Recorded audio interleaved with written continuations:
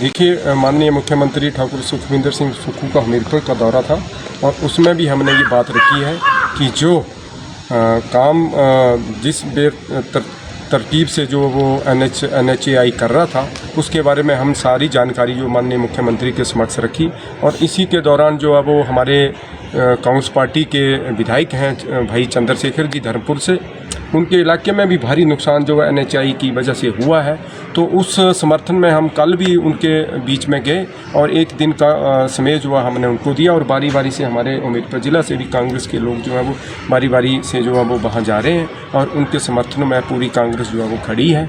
तो यही मुद्दा धर्मपुर का नहीं है, यही मुद्दा पूरे हिमाचल प्रदेश का है। जिस तरह से हिमाचल प्रदेश में आपदा आई है उसका कारण, सबसे बड़ा कारण है NHAI जो जिस तरीके से वैज्ञानिक तौर पे जो वो कटिंग कर रही है, काम कर रही है, उसका कोई ऐसा पैमाना नहीं है, उसके ऊपर कोई चेक नहीं है।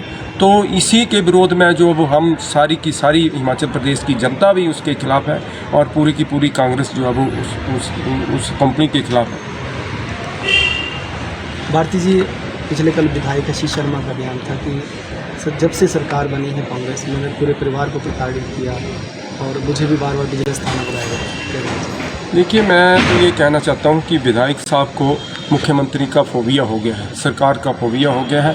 वो पहले भी 1.5 साल कांग्रेस के साथ रहे, लेकिन इस तरह की बात तो उन्होंने कभी पहले ही नहीं कही।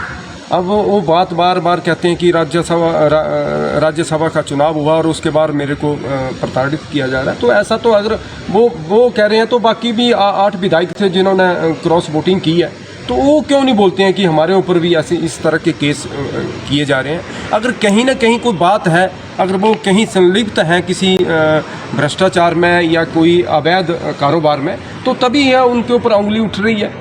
तो मैं तो बोलता हूँ कि ये बात उनके दिमाग में आ जानी चाहिए कि अगर कोई बात है तब विजिलेंस उनको बुला रहा है या कोई और विभाग जो उनके खिलाफ़ कार्रवाई कर रहा है, अगर वो साफ है तो उनको घबराने की कोई ज़रूरत नहीं है। वो क्यों घबराते हैं इस बात से कि मेरे ऊपर इस तरह का आरोप जो है वो लगाया जा रहा है। तो मैं तो यही कहूँगा, उनको भी यही कहूँगा कि घबराइए मत। अगर आप स्वच्छ छवि के लोग हैं तो आपको घबराने की ज़रूरत नहीं है। सरकार आपके ऊपर कोई ऐसा आरोप नहीं लगा रही है, कोई ऐसी कार्रवाई नहीं करी है। अगर आपने कोई गलत काम किया होगा, अगर कोई अवैध काम किया होगा तो उसी के ऊपर कार्रवाई होगी, अदरवाइज़ ऐसा सरकार का मनसा नहीं है।